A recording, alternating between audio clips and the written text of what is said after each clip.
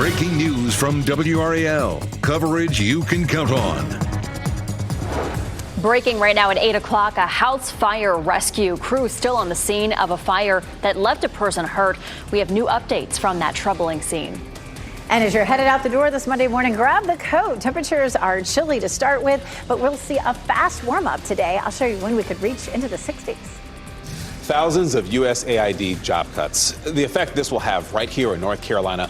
We're following that story and plenty of others here as you are starting off your work week this Monday on WRAL News and Fox 50. Thanks for joining us. I'm Chris Lovington. And I'm Michelle McConaughey. Yep, it's Monday all over again. Got to do it again. But you're in the right place for everything you need to know. Let's start with meteorologist Elizabeth Gardner. A beautiful look over Cary. Look at that gorgeous blue sky. And of course, this is the downtown Cary Park. I imagine that is going to be a very busy place today, as well as parks all over, especially between now and Thursday. The temperatures are going to be so warm, but it is a cold start this morning. Our temperature just climbed above freezing. We were seeing temperatures in the low 30s this morning. Starting to see some of those temperatures creep up a little bit. We're now back up to 34 in Southern Pines. We were in the 20s here last hour. It is still 32 in Rocky Mount, 27 in Roxborough, and 34 degrees in Fayetteville. So cold start to begin with. But we'll watch our winds shift to southerly today, and that's going to push the warm air in rather quickly, and we'll see highs in the low to mid 60s. Even warmer for tomorrow. I'll show you how many days this week will be in the 70s. Coming up, Ken. 8:01, Elizabeth. You're all new to the WRAL Traffic Center. We just got reports of a crash over the Cary area on I-40 westbound near Wade Avenue. We're not picking up any delays in the particular area right now, but I'll keep an eye on that to let you know if it's going to affect your morning commute at all. We're seeing the usual slowdown in these lanes of Highway 64, I-87 coming in from Zebulon this morning. Always know you got Highway 97 as an alternate route because this is what you're looking at. That's a bumper-to-bumper traffic moving away right there on those Highway 64 lanes. And just keep in mind, once you get past Lizard Lake Road, it's clear sailing, but right now you're looking at a 3-minute delay if you're coming in from Zebulon. Or again, just remember you got that Highway 97 as an alternate route. In terms of all the major routes coming into the capital city, you're just looking at a 10-minute delay coming in from Wake Forest and just a 6-minute delay if you're coming in from Nidale this morning. Over in the Bull City, very little to no delays, really. Nothing that's really going to make you late heading into wherever you're headed this morning. You're getting ready to head out the door. Tune us in on the radio, 101.5 HD3. All right, thank you, Ken. We do want to get back to that breaking news this morning. Fire engines are on the scene of a fire in Raleigh, and this happened on Schaub Drive near Western Boulevard. WRAL's Laura Levine joins us live from that scene there. Laura, we know that firefighters were there for a bit, same with police officers. Any idea on what started this? Chris, we know, according to the battalion chief here on scene earlier this morning, because of the intensity of the fire and, of course, with it being so dark out, it was actually unsafe for those investigators to really be able to begin assessing the damage from this fire. So they're hoping later this morning to get back inside and do so. However, here at the scene, more than 40 firefighters responded to the fire. Taking a look now, a lot of them have left the scene. However, RPD still has this intersection here, this road blocked off because we did see some vehicles and people trying to still drive through this area, even with the fire investigation and response still underway. We were able to get a look at a better perspective from Sky 5 this morning, flying above the scene where we saw the aftermath of this fire, a large hole in the roof of that home. The call came in just before 4 o'clock this morning. When the fire crews arrived, they discovered an abandoned home here, and they also found someone inside that they had to rescue. That person was taken to a local hospital. We're still working to learn their condition at this hour. However, with this scene, with this property here off of Schaub Drive, that is, right off of Western Boulevard, it was a good distance off the road and in between this wooded area. So it was very, very difficult for those fire crews to access the property. They also had to use a 400-foot hose to reach the home and then begin putting out those flames. We spoke with some nearby residents who were just getting off an overnight shift trying to navigate this area and get to their home. Take a listen. What was your reaction when you saw all of this? Yeah, I'm scared for that because the first time I see the police. Yeah, so he was saying it's the first time that he's seen such a large police presence, as well as those fire crews here in his neighborhood. He's only been here for a couple of months, but it took about 45 minutes for crews to get that fire under control. Again, still working and waiting to learn the cause of the fire. Laura Levine, WRAL News, live in Raleigh. And breaking in Wake County, several fire crews responded to a burning barn near Zebulon. Look at this. You see flames shooting up from that building. It happened at about 2 a.m. on Perry Curtis Road. Neighbors say the barn was sometimes used for car repairs. Nobody was hurt in that fire. And today, the Raleigh Police Department will introduce the final candidates for its next chief of police. An event will be held at the Fletcher Opera Theater at the Martin Marietta Center for Performing Arts. It starts at 6 p.m. They will be interviewed by panels that include community members, law enforcement representatives, and city leaders. Police Chief Estella Patterson announced her retirement late last year. Her last day on the job is March 1st. A man accused of stabbing a woman and 2 children to death in a Fayetteville home is expected in court today. Police say 26-year-old McKendy Darbuz is responsible for the killings Friday morning on Bell Arthur Lane. They say the children and the 77-year-old woman were his family members, but it's unclear how they're related. Darbuz is in jail without bond. And new this morning, most USAID employees in America and abroad are on administrative leave or were laid off. The order from the Trump administration took effect at midnight. WRAL's Kelsey Coffey is at UNC Chapel Hill this morning. Kelsey, many of North Carolina's university will feel the effect of this. Yes, Chris, and UNC is on the top of that list. We know that thousands of people are waking up without a job to go to this morning. Check this out. This is USAID's website. It says all direct hire personnel will be put on administrative leave with a few exceptions. This comes after the Trump administration said it was eliminating 2,000 positions and placing most of them on leave. USAID funds humanitarian efforts across the globe. North Carolina organizations receive nearly $1 billion a year from USAID. That's according to U.S. spending. NC State received $2.2 million from the agency last fiscal year, while UNC received around $17.5 million. We did check in with UNC, and their spokesperson says that money goes towards several programs, including one that helps track the spread of tuberculosis. The university confirmed 9 programs have received stop work orders as a result of this decision. Kelsey Coffey, WRAL News, live in Chapel Hill.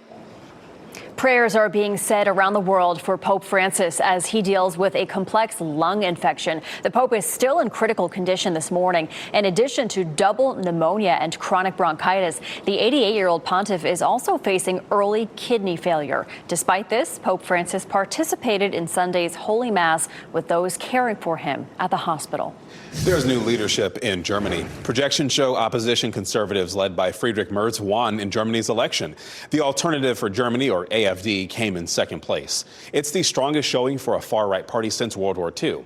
Chancellor Olaf Scholz conceded defeat early this morning.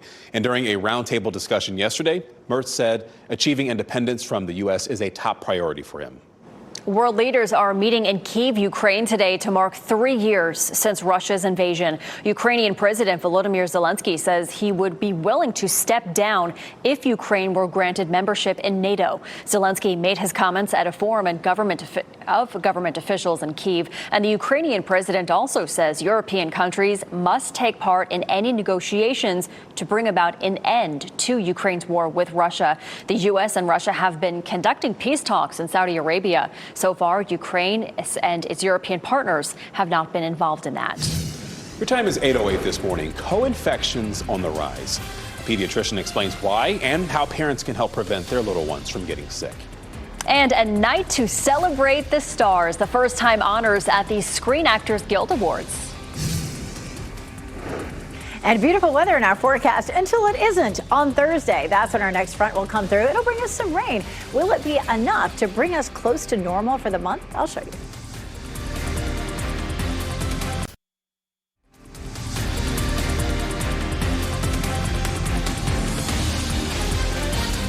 Well, I certainly hope you like sunshine, Sanford, because you're going to get it today as we're looking live right now. Beautiful, clear blue skies, a little overcast, but nothing to complain about as you're watching WRAL News, available on YouTube TV and the WRAL app.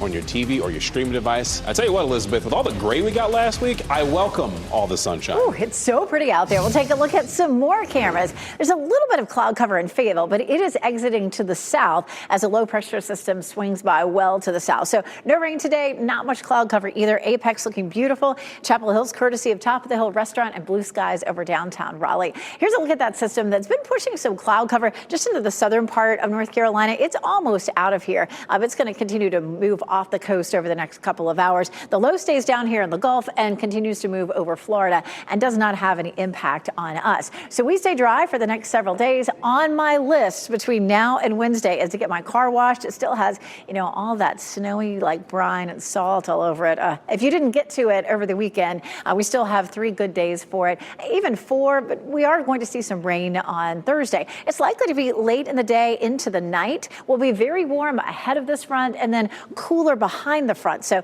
the next several days will be unseasonably warm. We'll likely see some showers, maybe even a few thunderstorms with this. This is a look at one version of Futurecast in terms of the timeline. We'll pause it here at about 6 p.m. on Thursday, and that rain is still to our west. So this is a pretty slow passage of the front, mainly overnight, but it's possible that as we get into some of our high resolution data in the next day or two, that we'll notice it's moving a little faster. Just a 50% chance of rain. That's the only rain that we have in our forecast for the next 7 days. And it's not a whole lot, only 1/4 of an inch. So, sometimes I let the rain wash the car. It's probably not going to be enough to really help us out much.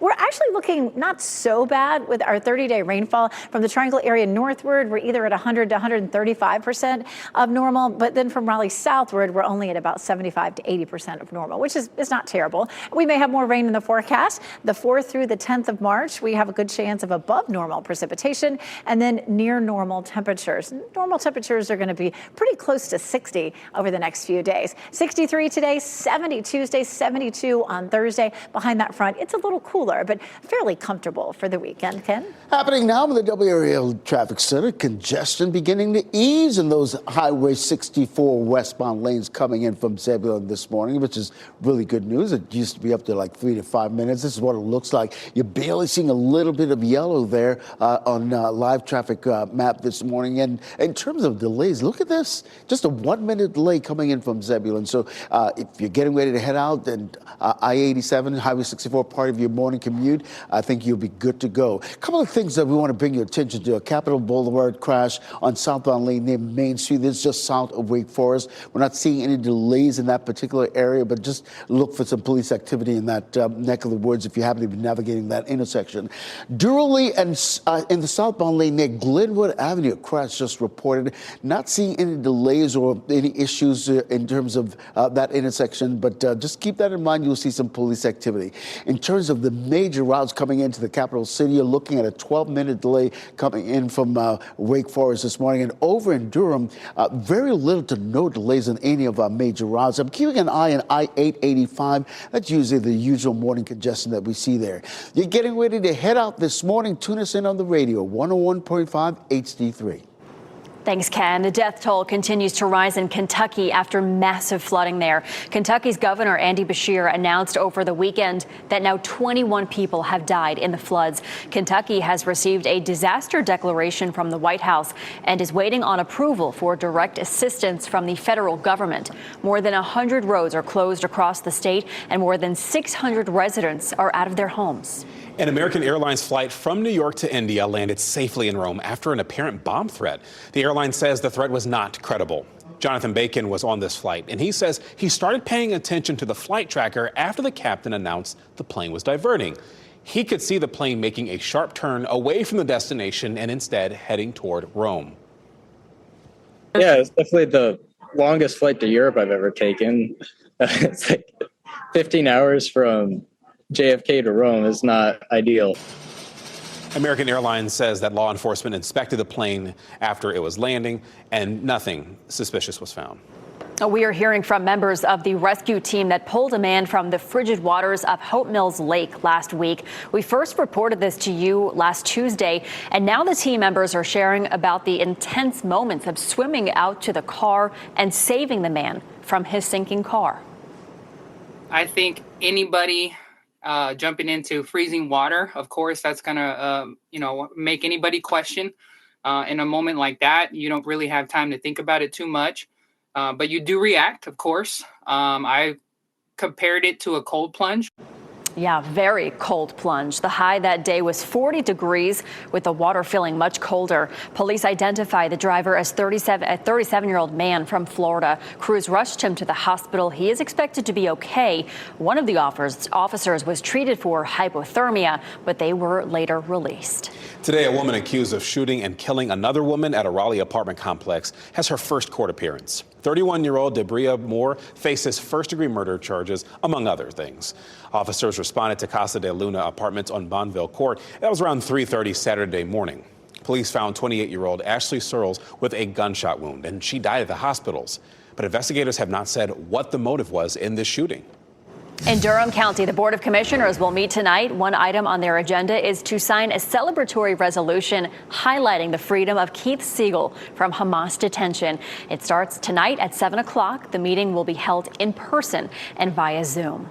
And the Durham County Sheriff says the county has seen a decrease in significant crime across the county in the last year. The most significant drop was property crimes. This includes break-ins, motor vehicle thefts, and arson. There were 460 of these cases in 2024. That's down from 515 in 2023.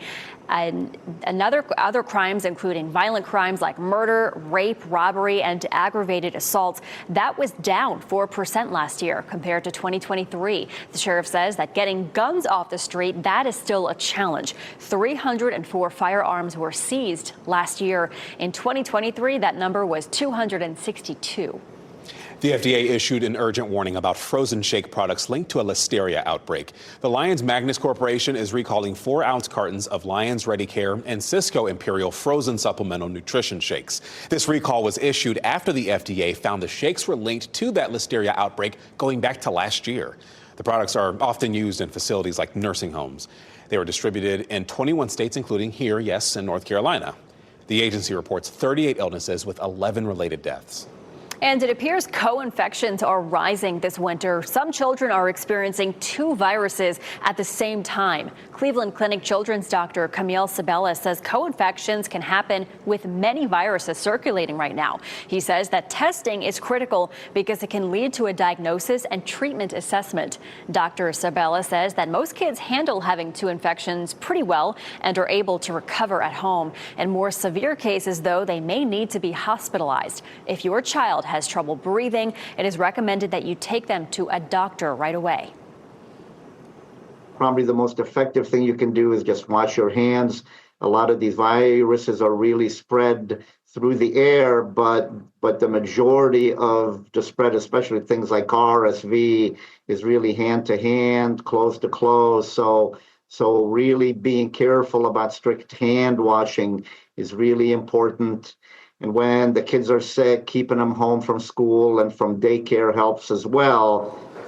If your child has not been vaccinated yet, there's still time. Flu season, for example, usually goes until May. Captain America held the #1 spot at the box office. Captain America Brave New World remained #1 at the domestic box office for the second straight week. Studio estimates show the movie earned more than $28 million in ticket sales, which is significantly less from opening weekend when it earned more than $100 million. Awards for drama and comedy on big and small screens were handed out Sunday night in L.A. Ashley Dvorkin has the top moments of the 2025 SAG Awards. Actors honor their fellow actors for their performances of the past year. Here's a recap of the 31st Annual Screen Actors Guild Awards. I am so happy to be your host tonight. Kristen Bell ran the show. There is no way to properly express our gratitude to all of you. Her opening monologue included honoring members of the Los Angeles Fire Department who were in the audience. Do you want to be an actor? She led into the awards with a musical montage featuring actors in their starting roles. As for their current starring roles, Only Murders in the Building. Comedic ensemble kudos went to Only Murders in the Building, with Martin Short winning for male actor in a comedy series. Comedy series female actor went to Hacks' Jean Smart. Thank you. Shogun took the title of Outstanding Performance by an Ensemble in a Drama Series. Hiroyuki Sanada won for Male Actor in a Drama Series, and Anna Sawai, Female Actor. This means the world to me. In special honor honors, Julia Louis-Dreyfus presented the Lifetime Award to Jane Fonda. This is extraordinary. Outstanding performance by a female actor in a leading role was given to Demi Moore for The Substance. Mr. Bob Dylan, a true American hero, and it was the honor of a lifetime playing him. Outstanding performance by a male actor in a leading role went to Timothée Chalamet for A Complete Unknown. To be in this room is a true honor. Supporting role trophies went to Zoe Saldana of Amelia Perez and Kieran Culkin for A Real Pain. And outstanding performance by a cast in a motion picture went to Conclave. I think that's what we're celebrating, is our community. Thank you very much indeed. That's a wrap on the SAG Awards, which leads us to the Oscars, March 2nd. In Los Angeles, Ashley Dvorkin, Fox News. Well, coming up, honoring a fallen officer, a memorial is growing for a Pennsylvania cop who sacrificed his life to save others during a hospital shooting. And measles outbreak concerns. The challenges healthcare workers are facing as cases rise across the United States.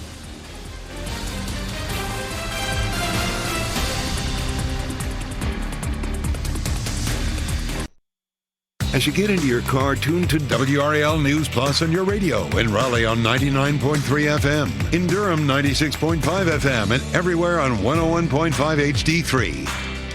Good morning and happy Monday. Time now is 8:26. I'm Michelle McConaughey. We have beautiful blue skies out there. A little chilly, but it will warm up. Meteorologist Elizabeth Gardner tells us what we can expect today. It is gorgeous out there. Look at us in downtown Raleigh, just a bluebird, beautiful deep blue sky. Of course, it still looks like winter. You know, we don't have any leaves on the trees just yet, and it feels like winter in the morning. Look at these temperatures near freezing. Lewisburg, Tarboro, Rocky Mount, all at freezing. 34 Southern Pines, 34 in Fayetteville. But our wind shifts this afternoon to southerly, and that starts to push the warm air in. So it'll happen pretty quickly. We'll be in the mid-50s by lunchtime and low to mid-60s this afternoon to 70 for tomorrow, Ken. All right.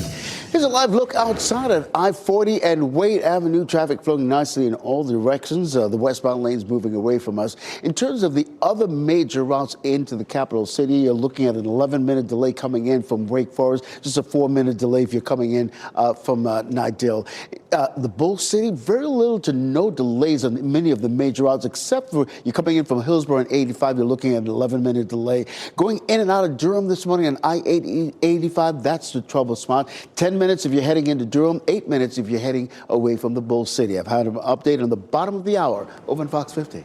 Thanks, Ken. One person was taken to the hospital after a house fire in Raleigh. More than 40 firefighters responded to the scene on Schwab Drive. That's near Western Boulevard. Authorities said it's unclear what caused the fire. The investigation is ongoing. And tonight, the Raleigh Police Department introduces the final candidates for its next chief of police. An event will be held at the Martin Marietta Center for Performing Arts. It starts at 6 p.m. They will be interviewed by community members, law enforcement representatives, and city leaders. Next on Fox 50, USAID placed on leave, the impact this could have on North Carolina University. Now, breaking news from WRAL. Coverage you can count on.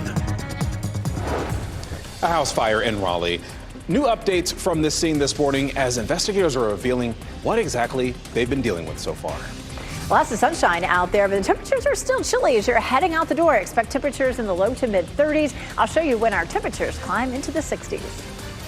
And thousands of USAID job cuts, the effect this will have right here in North Carolina and universities it could affect. We'll tell you all about that coming up. Thanks for sticking with us on your Monday. I'm Michelle McConaughey. I'm Chris Lovingood. Look, here's the deal. I woke up this morning, a little frost on my car. I said, okay, I can deal with this because I know what's coming. I know we're going to have warmer conditions this week. Elizabeth, I've been looking so much toward this week. It's exciting. It really is. You know, last week we started to get some inkling that we were going to be much warmer and really sunny this week. So just complete opposite of what we saw last week, of course. Here's a look at Chapel Hill. Lots of sunshine. I pulled this up because I figured that I'd see plenty of people out walking around. I mean, it is still cold this morning, but I imagine later this afternoon this is going to be a pretty busy intersection with some shorts and T-shirts even. It's 34, though, right now. No wind, so we don't have a wind chill to deal with. 34 Fayetteville and Clinton, 32 in Goldsboro and Rocky Mount, and still 30 right now in Roxborough. And we'll see similar temperatures for the next several mornings, but a nice warm up during the afternoons. Our high likely to be in the low to mid 60s later on today with plenty of sunshine. We could hit 70 for tomorrow, and I'll show you why we'll continue to warm up. Coming up, Ken. 8:31, Elizabeth. Traffic has definitely picked up on some of our major roadways and easing among others. A couple of things we want to bring your attention to. This crash on Capitol Boulevard in the southbound lane just south of Wake Forest. We're not seeing any delays in that area, but if you're getting ready to head out, that's part of your morning commute. Just look for that police activity. Now, the entrance ramp between Wake Forest Road and Capitol Boulevard is closed as a result of a crash. I'm keeping an eye on that. Not really closed, but it's a situation that's happening there at the entrance ramp. So just be mindful of that if that's part of your morning commute. Elsewhere, we're seeing a little bit of a slowdown on 885 as well as the Beltline as well. They take you outside, give you down east. This is a look at Highway 64, those westbound lanes coming in from Zebulon. Definitely congestion has eased quite a bit, which is really good news for those folks coming in. In terms of the other major routes coming into the capital city, you're looking at an 11-minute delay coming in from Wake Forest. That's the main troubled spot there. Over in the Bull City, all the major routes are delay-free, except for you coming in from Hillsborough, you're looking at a 10-minute delay. So give yourself some extra time. As far as I-885 goes, you're looking at a 7-minute delay if you're heading into the Bull City for an appointment or work, or 8 minutes if you're going away from it. You're getting ready to head out the door. Tune us in on the radio as we give you a live look at I-40 and Wade Avenue, 101.5 HD3. Thanks, Ken. Breaking news. Crews have been on the scene of a large house fire in Raleigh for hours. It's on Schaub Drive near Western Boulevard. WRAL's Laura Levine joins us live from that scene about what we're learning about this investigation. Laura. Michelle, investigators and fire crews arrived here at the scene just before 4 o'clock this morning, and they were battling that fire for quite some time here on Schaub Drive. This is right off of Western Boulevard. You can see one RPD cruiser blocking the road still here, and we only have about, I think, one fire truck that remains. But, I mean, they were here, again, since 4 o'clock this morning. When they arrived here at the scene, they found that abandoned house up in flames, and they had to rescue one person who was inside. That person was taken to a local hospital. The fire chief tells us that it was pretty difficult getting access to the property because it is kind of off the road here. They had to use a 400-foot hose to begin reaching to get to that home and then begin putting out those flames. Several neighbors had difficulties this morning trying to access their home because of the road closure. We ran into some people who had just gotten off an overnight shift when they saw all of this. Take a listen. When we came, we were trying to get into our house, but we discovered that a lot of people are here. We were surprised, and especially this is the first time we see like this. Yeah, the first time that they've seen something like this. So essentially, it took about 45 minutes for crews to get that fire under control. The cause of the fire, though, is still under investigation. Laura Levine, WRAL News. We're live in Raleigh. Today, the Raleigh Police Department will introduce the final candidates for its next chief of police. That'll happen at an event at the Fletcher Opera Theater at the Martin Marietta Center for Performing Arts. It starts at 6 p.m. Panels of community members, law enforcement, and city leaders will interview the candidates. Police Chief Estella Patterson announced her retirement late last year, and her last day on the job is March 1st. A man accused of stabbing a woman and 2 children to death in a Fayetteville home is due in court today. Police say 26-year-old Mackendy Darbouse is responsible for the killings on Friday morning on Belle Arthur Lane. They say the children and the 77-year-old woman were family members of Darbouse, but they did not specify how they were related. He is being held in jail without bond. And most USAID employees in the U.S. and around the world have been put on administrative leave. The order from the Trump administration took effect at midnight. WRAL's Kelsey Coffey explains how this affects several North Carolina universities. UNC is just one of the universities that could be impacted by this. We know thousands of people won't have a job to go to today. Check this out. This is USAID's website. It says all direct hire personnel will be put on administrative leave with a few exceptions. This comes after the Trump administration said it was eliminating 2,000 positions and placing most of the staff on leave. USAID funds humanitarian efforts across the globe. North Carolina organizations receive nearly $1 billion a year from USAID. That's according to U.S. spending. NC State received $2.2 million from the agency last fiscal year, while UNC received around $17.5 million. We checked in with UNC, and their spokesperson says that money goes towards several programs, including one that helps track the spread of tuberculosis. The university has confirmed 9 programs have received stop work orders as a result of this decision. Kelsey Coffey, WRAL News in Chapel Hill. Today marks exactly 3 years since Russia began its full-scale invasion of Ukraine. And last night, hundreds of people gathered in front of the North Carolina state capitol to show solidarity. Tensions between Ukraine and the Trump administration escalated this week when President Trump suggested that the Ukrainian president was responsible for starting the war.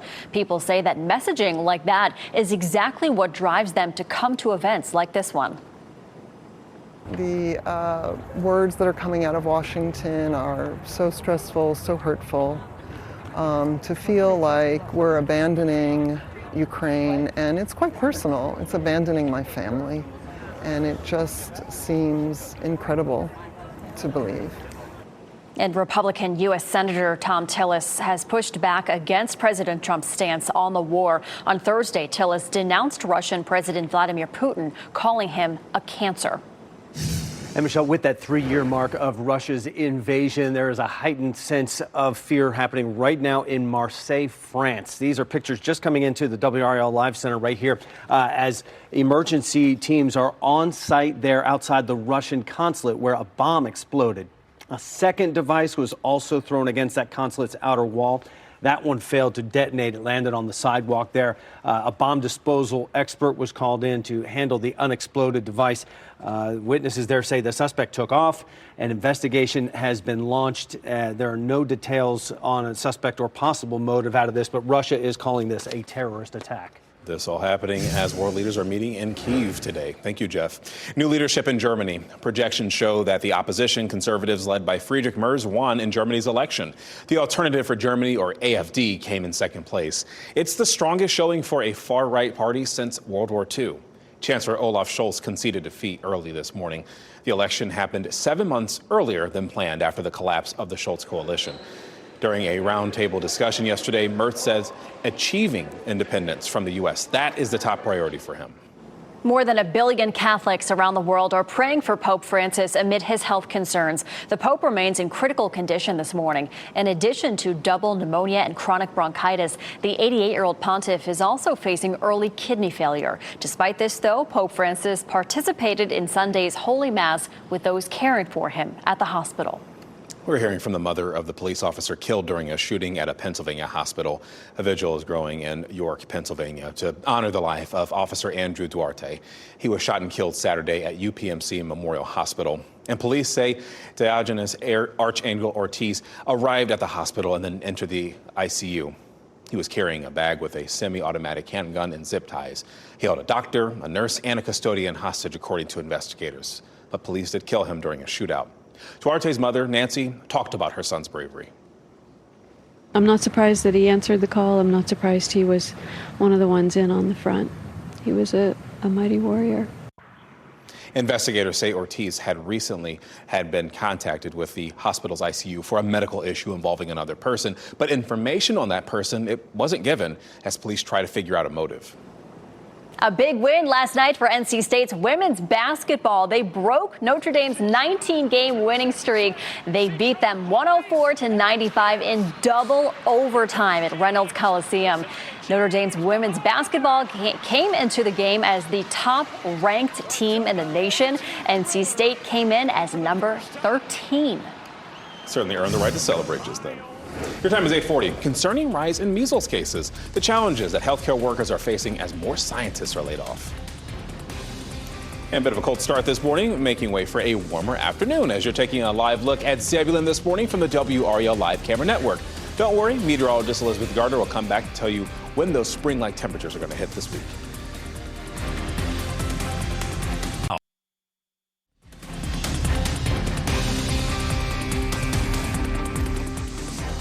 Welcome back. As we look live over beautiful Lake Gaston, it looks like all the snow has melted from last week. It's still chilly out there, but this week, oh my goodness, today it's going to be beautiful. Meteorologist Elizabeth Gardner has what we want to see behind her. Feeling like spring? Yes, we'll take it. Absolutely. Remember that spring still means cold mornings, but some beautiful warm afternoons. Both Tuesday and Thursday, we should see highs in the 70s. Take a look at Fayetteville right now. You see beautiful blue skies here. There was a little bit of cloud cover earlier, but those clouds have all moved out, and it looks beautiful down Hay Street. Right now, 34 degrees, and the Triangle, our dew point's at 28. There was a little bit of frost out there because we did have cool enough temperatures for that, for sure. All right, let's talk about how we get our temperatures to warm up from upper 20s this morning into the mid 60s this afternoon. For starters, right now, our wind is coming out of the north, and you can see the blue shaded colors there. So we see the blue signifying colder air moving in. As we get closer to lunchtime, notice how everything shifts to southerly. And of course, then the arrows are shown in red because that's warm air moving in. So that's how we get that big change. We start with a northerly flow, switch it to southerly, and boy, our temperatures will respond quickly. 63 in Raleigh and Durham, 65 in Fayetteville for highs this afternoon. Great afternoon for getting outside and enjoying a little exercise, especially if you are looking at doing something vigorous like playing pickleball or going for a run. Those temperatures in the low to mid 60s will feel fantastic. Our normal high is 58. We'll hit 70 Tuesday and then 72 on Thursday. But after a front comes through Thursday, our temperatures will actually turn a little closer to normal by the time we get to the weekend.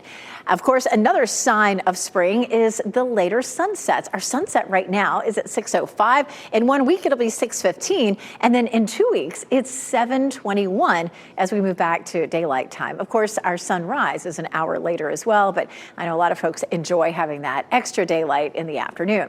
Thursday will bring us our next chance for rain. It doesn't look like a lot, but we'll walk through the timeline and how much you could see coming up. Ken? I'll take it from here, Elizabeth. President Donald Trump named his pick for FBI deputy director. The president shared a post to Truth Social last night announcing that he selected Dan Bongino to serve in that role. Bongino is a former Secret Service agent who unsuccessfully ran for a Senate seat in Maryland. He also ran for congressional seats in Maryland and Florida, but he did gain fame as a conservative media personality. Days ago, Kash Patel was sworn in as FBI director. NASA officials say they are deciding how employees should respond to the email from the Office of Personnel Management asking them to explain the work they did last week. Many in the workforce are alarmed since Elon Musk announced that, quote, failure to respond will be taken as a resignation. Nikki Fox, the head of NASA's Science Mission Directorate, told workers not to submit their response until further guidance from a supervisor. Several national security agencies, including the FBI, advised staffers not to respond immediately. And Western North Carolina farmers face mounting losses and uncertainty months after Hurricane Helene. The storm caused an estimated $4.9 billion in agricultural losses, wiping out crops, livestock feed, and infrastructure. And while farmers are struggling, students are working to make a difference. Miley Ponder is a student at North Buncombe High School and the co-president of Future Farmers of America there, and she is doing her part to help neighbors in agriculture get back on their feet. Power's on, we have water back in the city, we have our fast food open, but there are people in the rural areas that are still living in tents and people that still go to this high school that are still without a home. What a fierce leader. Miley's FFA chapter has turned their class into a grocery store and greenhouse into a shopping center. This past week, they've distributed more than 1,500 barbed wire and fence posts to local farms still in need of fencing repairs. An outstanding effort for them. Yeah. Several recent outbreaks of measles across the United States are raising concerns about public health. As Jen Sullivan explains, vaccine rates among children, they're down. The rise in measles cases across the country is igniting a public health concern. Over the weekend, cases in western Texas grew to 90 and 9 in New Mexico. It's the largest measles outbreak in Texas in 30 years. This is a very serious and very dangerous measles epidemic. Measles is a highly contagious airborne disease. General symptoms include a rash of red spots, fever, cough, and red watery eyes. While the vaccine won't prevent you from getting the measles, the efficacy rate for one dose is 93%, which is given to infants. The second dose, given to kids around 4 years old, is about 97% effective, according to medical experts. If you are vaccinated and catch it, Dr. Hotez says your symptoms will be much less severe. 285 cases were reported in the U.S. last year, according to the U.S. Centers for Disease Control and Prevention. Medical experts say it's partially due to the decline in vaccine rates. And until those numbers go up, the number of measles cases will grow. I'm hearing from colleagues on the ground there that there may be many more cases that still haven't yet been confirmed. The measles outbreak comes amid massive layoffs at the CDC, which helps detect and prevent disease threats. Many fired employees expressing concerns over what these layoffs could mean for public health. While I'm all for efficiency, if we do things the right way, if we go through a RIF, but the sledgehammer approach or just creating a list, knowing that those lists could be wrong and not correcting those things, and then just, firing people on a whim is unethical. I'm Jen Sullivan reporting. A ticking time bomb. Major companies here in the Triangle are years late for their county fire inspections. It's not a matter of if, it's a matter of when it happens. Tonight at 6, WRAL Investigates. Sarah Kruger breaks down which companies are behind this and why it got to this point. Tonight, a Wake County Sheriff's Office deputy will be featured on The Voice.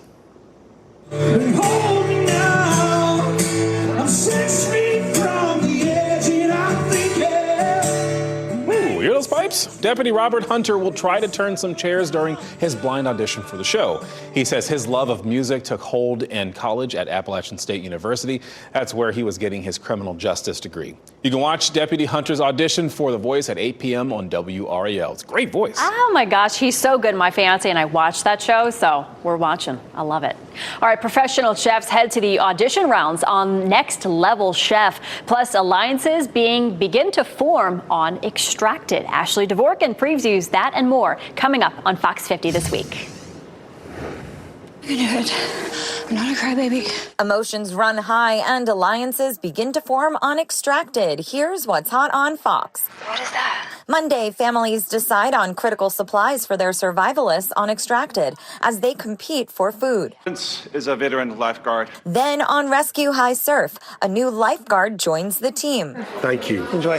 Tuesday on Kitchen Nightmares, Gordon Ramsay visits an English pub in Georgetown, Texas. You don't understand. I'm not violent. After that, Amy and Richard reconnect while treating a patient with a mysterious neurological problem on Doc. Wow, interesting. Wednesday, it's Rat Pack night on The Masked Singer with the Group A finals and 2 contestants moving on to the Lucky Six at the end of the night. Welcome, welcome, welcome. Then history is made on the floor with a new take on the randomizer and a prize which has never been seen before. It's been a bucket list item. Thursday, it's time for the professional chefs to audition on Next Level Chef. With 20 minutes on the clock on each level, 8 professional chefs must impress the judges to get to the next stage of the competition. Parker, this is Victoria and Frank. Following that on Animal Control, when Fiona breaks up with both Frank and Victoria, they throw a party at her mansion. Is my Dutch translator high? The comedy continues with an all-new Going Dutch.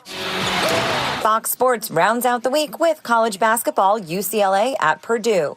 In Hollywood, Ashley Dvorkin, Fox News.